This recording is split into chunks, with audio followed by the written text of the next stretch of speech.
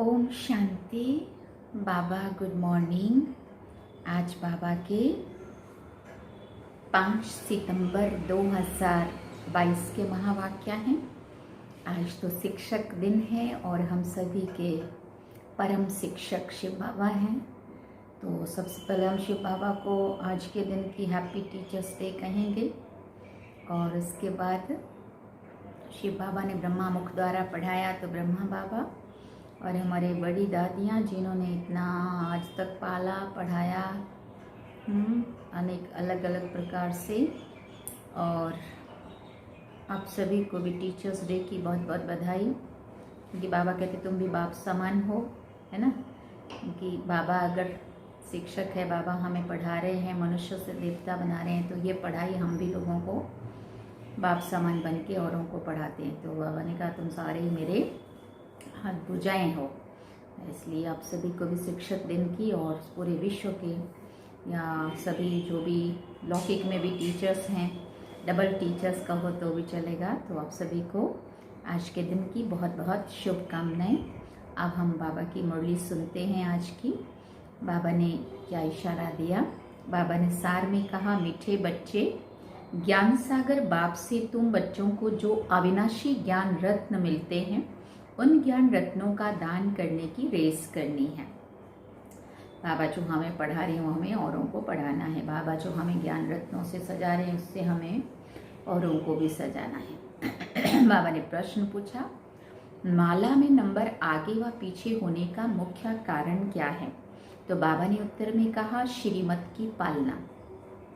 जो श्रीमत को अच्छी तरह से पालन करते वो नंबर आगे आ जाते हैं, और जो आज अच्छी पालना करते कल देह अभिमानवश श्रीमत में मन मत मिक्स कर देते, वो नंबर पीछे चले जाते हैं। कायदे अनुसार श्रीमत पर चलने वाले बच्चे पीछे आते भी नंबर आगे ले सकते हैं। और गीत क्या सुना, रात के राही थक मत जाना, सुबह की मंजिल दूर नहीं। ओम शांति। बाप दादा दोनों कहते हैं ओम शांति। दोनों का स्वधर्म शांत है। हम बच्चों के अंदर से भी निकलना चाहिए। ओम अर्थात अहम आत्मा का स्वधर्म है शांत। अभी हम जाते हैं शांति धाम। पहले पहले हमको बाबा शांति धाम में ले जाएंगे। पहले पहले कौन जाएंगे? बाबा पूछते पहले पहले कौन जाएंगे? जितना जो याद में रहेंगे वो जैसे कि दौड़ी पहनते हैं। अभी तुम आत्म अभिमानी बनते हो, उसमें बहुत मेहनत लगती है। आधा कल्प से तुमको रावण ने देह अभिमानी बनाया है। अभी बेहद का बाप परम पिता परमात्मा हमको देही अभिमानी बना रहे हैं और अपने घर का रास्ता बता रहे हैं। दूसरा कोई भी मनुष्य रास्ता बता ना सके। कायदा नहीं है, एक ही बाप आकर बतलाते हैं, उसका नाम है दुख हरता, दुख से लिबरेट करने वाला, जिसकी महिमा भी भक्ति मार्ग में गाते आते हैं। ऐसे नहीं कि सतयुग में आत्मा ऐसे कहती है कि हमको बाप ने दुख से छुड़ा करके सुख धाम में भेजा है। नहीं, ये याद नहीं रहेगा वहाँ पे कि शिव बाबा ने हमें संगम युग में पढ़ाया था और हमें दुख धाम से छुड़ा के यहाँ सुख धाम में भेजा, तो कुछ भी याद नहीं रहेगा। ये ज्ञान अभी तुमको समझाता हूँ। ये ज्ञान का पार्ट अभी ही चलता है। अभी हमें ये समझ है कि अभी बाबा हमें दुखों से लिबरेट कर रहे हैं, सुखधाम में भेज रहे हैं ना, लेकिन जब पहुंच जाएंगे तब याद नहीं रहेगा।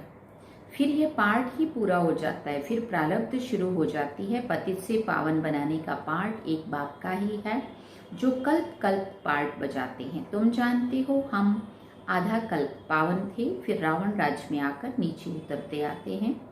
कला कम होती जाती है। भारत में ही देवताएं 16 कला संपूर्ण सर्वगुण संपन्न थे। फिर उन्हों को पुनर्जन्म लेते लेते नीचे जरूर आना है। कला कमती होनी ही है, परंतु ये वहां मालूम नहीं रहता कि ये सारा ज्ञान अभी तुम्हारी बुद्धि में है। पावन देवी देवताएं पतित कैसे बनते हैं, आओ तो 84 जन्मों की कथा सुनाएं, ऐसा उन्हों को कहना है। 84 के चक्र की ये सत्य कथा है। वो तो झूठी कथा सुनाते हैं, चक्र की आयु लंबी चौड़ी बता देते हैं। ये चक्र की कथा, ये 84 जन्मों के चक्र की कथा सुनने से ही तुम चक्रवर्ती राजा रानी का पद पाते हो। ये गुह्या बातें सन्यासी आदि नहीं सुनाते, वो नहीं जानते।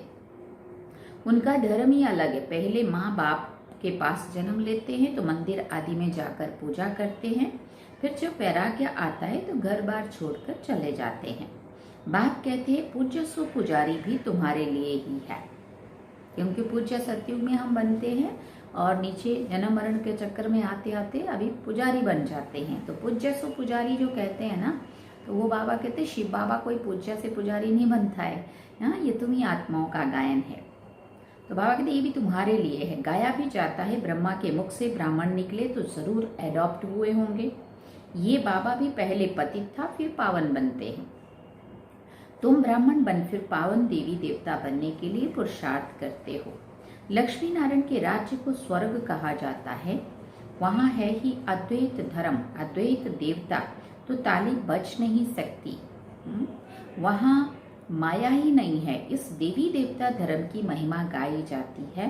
सर्वगुण संपन्न 16 कला संपूर्ण संपूर्ण निर्विकारी मर्यादा पुरुषोत्तम अहिंसा परमो धर्म, है ना। बाबा कहते जब तुम कहाँ लक्ष्मी नारायण के मंदिर में जाते हो तो बोलो ये सत्यनारायण है ना, इनको सत्य क्यों कहते हैं? क्योंकि आजकल तो झूठ बहुत है। बहुतों के नाम लक्ष्मी नारायण राधे कृष्ण आदि हैं। कोई कोई के तो डबल नाम भी है, राधे कृष्ण एक का ही नाम, सीताराम एक का ही नाम, बाबा के डबल नाम भी है। मद्रास की तरफ बहुत अच्छे अच्छे बहुत नाम बहुतों के हैं। भक्त वत्सलम आदि। अब वो तो भगवान ही होगा ना, मनुष्य कैसे हो सकते? अभी तुम बच्चों की बुद्धि में है। आत्माओं का परमपिता परमात्मा सामने बैठा है। बाबा की तरफ तुम देखते रहेंगे तो समझेंगे पतित पावन मोस्ट विलव्ड बाबा है। आत्मा कहती है निराकार बाबा, हम आत्माओं से बात कर रहे हैं। निराकार परमपिता परमात्मा, बाबा ने कहा निराकार परमपिता परमात्मा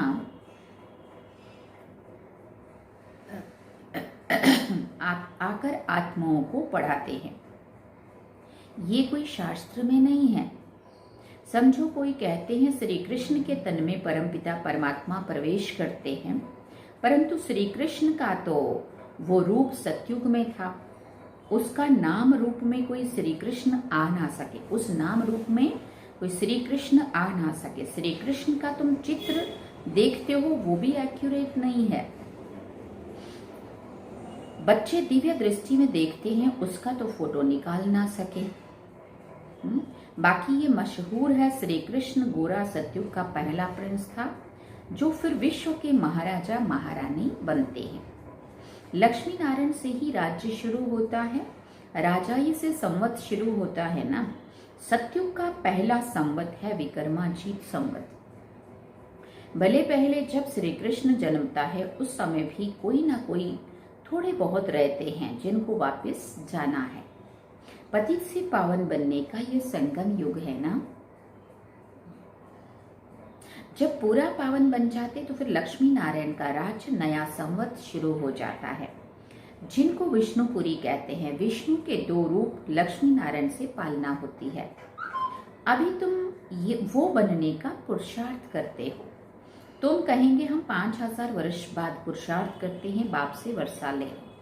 पुरुषार्थ अच्छी रीति करना है। टीचर को मालूम तो रहता है ना कि स्टूडेंट कहाँ तक पहुँचे हैं, कहाँ तक पास होंगे। तुम बच्चे भी जानते हो कि हमारी एक रस अवस्था कहाँ तक बनती जाती है, कहाँ तक हम बाप से अविनाशी ज्ञान रत्नों का दान लेकर और फिर दान देते रहते हैं। ये अविनाशी ज्ञान रत्नों का दान और कोई भी कर नहीं सकता। ज्ञान सागर बाप से ये तुमको ज्ञान रत्न मिलते हैं, तो तुम बच्चों को फिर अविनाशी ज्ञान रत्नों का दानी भी बनना है। अपने को देखना चाहिए कि हम कितना दान करते हैं, मम्मा बाबा कितना दान करते हैं, हमारे में जो अच्छे से अच्छी बहनें हैं कितना अच्छा दान करती हैं। रेस चल रही है ना, फाइनल पास तो भी हुए नहीं हैं। कहेंगे प्रेजेंट समय ये दिखे हैं। आगे जो माला बनाते थे और अभी जो माला बनाएं तो बहुत फर्क पड़ जाए। 4-5 नंबर वाले दाने जो थे वो भी मर गए। कई जिनको आगे नंबर में रखते थे वो भी नीचे नंबर में पहुंच गए हैं, नए नए ऊपर आ गए हैं। बाबा तो सब जानते हैं ना, इसलिए कहा जाता है गुड़ जाने गुड़ की गोथरी जा। बाबा बतलाते भी रहते हैं, आगे तुम्हारी अवस्था अच्छी थी, अब नंबर नीचे चला गया है, क्योंकि कायदे अनुसार श्रीमत पर नहीं चलते हो, अपनी मत पर चलते हो। कोई भी पूछ सकते हैं, बाबा इस समय अगर हमारा शरीर छूट जाए तो क्या गति को पाएंगे? गीता में ये अक्षर हैं, गीता में कुछ ये अक्षर हैं, आटे में नमक मिसल है ना। सब पुकारते रहते हैं, बाबा हमको रावण राज्य से छुड़ाओ, दुख हरो। सच्चा सच्चा हरिद्वार ये हुआ ना, दुख हरता सुख करता परम पिता परमात्मा को ही हरि कहा जाता है, ना कि श्री कृष्ण। परम पिता परमात्मा ही दुख हरता सुख करता है। तुम सुख धाम के मालिक बनते हो ना, योग बल से तुम विश्व के मालिक बनते हो। उन्हों का है बाहुबल, शारीरिक बल, जो बुद्धि से बॉम्ब्स निकाले हैं। यहाँ सेना आदि की तो कोई बात ही नहीं है। दुनिया में ये किसी को भी पता नहीं है कि योग बल से कैसे विश्व की बादशाही मिलती है। बाप ही आकर ये योग सिखाते हैं। बाप कहते हैं माँ में कम याद करो, मैं ज्ञान सागर हूँ। महिमा गाते हैं ना, ज्ञान का सागर, सुख का सागर, पवित्रता का सागर। ऐसे कभी नहीं कहेंगे योग का सागर, नहीं, योग का सागर का कहना रॉन्ग हो जाए। बाप ज्ञान का सागर पतित पावन है, जरूर ज्ञान की ही वर्षा करते होंगे ना। पहली बात बाप कहते हैं माँ में कम याद करो, और किसी को भी याद करना अज्ञान है। सृष्टि के आदि मध्य अंत का ज्ञान बाप ही सुनाते हैं। योग के लिए भी शिक्षा देते हैं, और सब योग के लिए उल्टी शिक्षा देंगे। उनको जिस्मानी योग कहा जाता है, शरीर को ठीक रखने के लिए। ये है रूहानी योग। ये राजयोग की बात कहाँ भी नहीं है, सिवाय बाप के और कोई राजयोग सीखा ना सके, जानते ही नहीं है। तुम ये राजयोग सीखते सीखते चले जाएंगे, जाकर राज्य करेंगे। राजयोग के कोई चित्र थोड़ी है, तुम ये बनाते हो समझाने के लिए, सो भी कोई देखने से तो समझ ना सके, समझाना पड़े। ये ब्रह्मा राजयोग सीखकर नारायण बनते हैं। ये बाजू में चित्र है। ये सब बातें धारण करना बुद्धि की बात है। इसमें टीचर क्या करेंगे? टीचर तो पढ़ा ही सकता है ना, समझ में तो हमें ही आना चाहिए ना। टीचर बुद्धि को कुछ नहीं कर सकते। कोई कहते हैं हमारी बुद्धि खोलो, बाबा क्या करे? तुम याद करते रहो और पूरा पढ़ो तो बुद्धि पूरा खुल जाएगी। बच्चों को पूरा सिखलाया जाता है। बाबा कहो, मम्मा कहो तो जरूर कहेगा, तब तो सीखेगा ना। हाँ, वो बुलाएंगे बाबा बोलो तो हमें बाबा बोलना तो पड़ेगा ना। वो सिखा ही सकते हैं, सीखना तो हमें ही है। बिगर कहे सीखेगा कैसे? इसलिए बच्चों का मुख खुलवाया जाता है। मेहनत करनी है, बाप का परिचय देना है। वो है ऊंचे ते ऊंचा भगवान, सबका रचयिता। उनसे सबको स्वर्ग का वर्षा मिलता है। फिर रावण राज्य में वर्षा गंवाते गंवाते नरक बन जाता है। देवताएं पावन थे, फिर पतित बने, फिर पतित पावन बाप आया है। कहते हैं मुझे याद करो तो विक्रम विनाश होंगे, और कोई भी उपाय नहीं है। योग अग्नि से ही विकारों रूपी खाद निकलेगी। याद करते करते तुम पावन बन गले का हार बन जाएंगे। घड़ी घड़ी बोलने की प्रैक्टिस करो, सिर्फ कहना थोड़ी है। बाबा क्या करे, मुख खुलता नहीं है। श्रीमत पर चल, जितना याद करेंगे उतना ऊंच पद पाएंगे। श्रीमत पर नहीं चलेंगे तो ताला बंद हो जाएगा, तीर लगेगा ही नहीं, खुशी का पारा नहीं चढ़ेगा। अपनी मत पर चलेंगे तो बाबा कहेंगे ये तो रावण मत पर है। मनमत हो गई ना। बहुत देह अभिमानी बच्चे हैं जो मुरली भी नहीं पढ़ते हैं। जो मुरली ही नहीं पढ़ते वो क्या ज्ञान देंगे? अनेक प्रकार की नई नई पॉइंट्स निकलती रहती है। देही अभिमानी बनने का पुरुषार्थ करना है। इस पुरानी देह को भी छोड़ देना है। ये तो मरा हुआ चोला है। देखो बाबा कैसे वैराग्य दिला रहे हैं। ऐसे ऐसे अपने से बातें करते रहना है। कोई की सर्विस छिप नहीं सकती है, कोई खामी है तो वो भी छिपती नहीं है। माया बड़ी शैतान है, अनेक प्रकार के उल्टे काम कराती रहती है। कोई भूल हो जाए तो फौरन बाप से क्षमा मांगनी चाहिए। अंदर बाहर बहुत साफ होना चाहिए। बहुतों में देह अभिमान बहुत रहता है। बाबा ने समझाया है कभी कोई से भी सर्विस नहीं लो, अपने हाथ से भोजन आदि बनाओ। रूहानी जिस्मानी दोनों सर्विस करनी है। बाबा की याद में रहकर किसी को दृष्टि देंगे तो भी बहुत मदद मिलेगी। बाबा खुद प्रवेश कर सर्विस में बहुत मदद करते हैं। वो समझते हैं हमने किया, अहंकार झट आ जाता है। हमने किया, ये नहीं समझते हैं कि बाबा ने करवाया। बाबा प्रवेश होकर सर्विस करवा सकते हैं, फिर तो और ही डबल फोर्स हो गया। किसी को लिफ्ट मिली, जाकर ऊंच सर्विस करने लग पड़े तो खुश होना चाहिए ना। थैंक यू बाबा, आप मुझे यूज कर रहे हो। सेवा तो बाबा की है ना, बच्चे भी बाबा के, सेवा भी बाबा की, ये तन भी बाबा का, ये मन भी बाबा का। फिर बाबा ने करवाया, बाबा ने इस इंस्ट्रूमेंट को यूज किया। बाबा कहते किसी को लिफ्ट मिली, जाकर ऊंच सर्विस करने लग पड़े तो खुश होना चाहिए ना। इसमें ईर्ष्या की क्या बात है। बाबा कभी भी परचिंतन नहीं करना चाहिए। यहाँ की बातें वहां सुनाएंगे।